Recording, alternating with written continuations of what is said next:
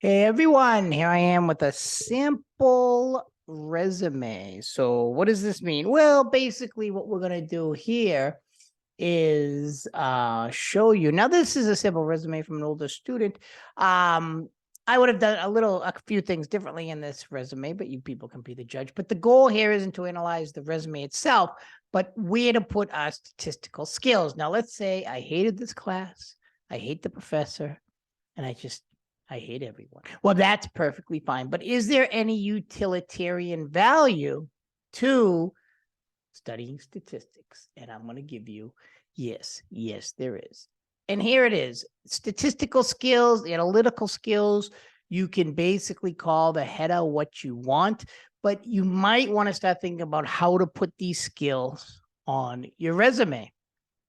Now, here's just some few things. I like action verbs. You might not, but I do. So like, look at this, just basics.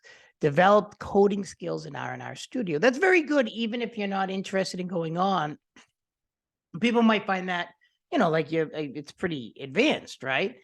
Also, look at this. Let's say you're going to study law or social justice or some kind of master's. You can basically say carried out sophisticated statistical projects related to law and social justice.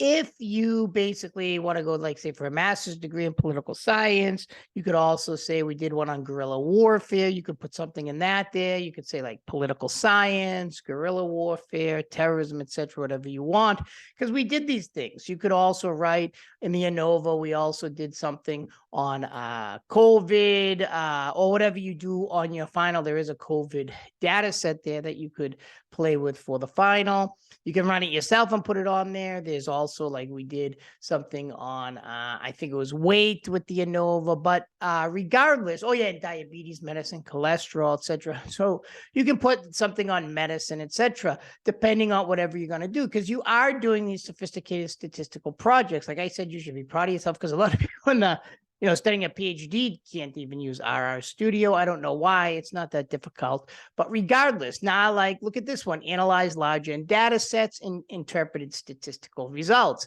Here, you don't need this many bullet points. It's up to you. But you could say analyze large N data sets and interpreted statistical results related to law, social justice, political science, etc.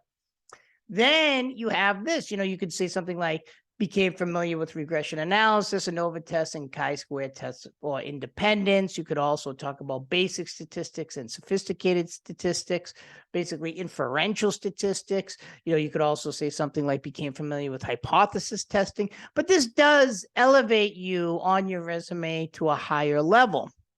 You could also say, learned different statistical functions in the R statistical environmental language.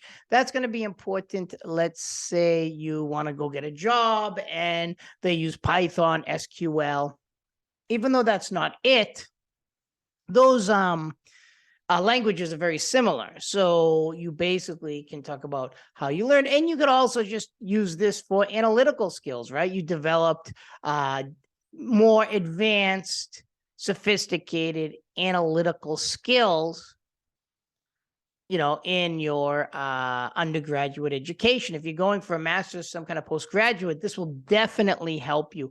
In fact, when I write a resume, if they do, a recommendation, if they take my statistics class, I write how they became fluent in these languages, and it's like fungible, that is applicable to law, political science, social justice, business, or whatever they're going to study. And that is very important. So you want to kind of put this on your resume somehow. And of course, the last one you cannot put on, only I can. Hooked up with Marjorie Taylor Greene. Right. So look at it, and it's in bold. So there you go. I want to bold that so everyone knows what are the statistical probabilities.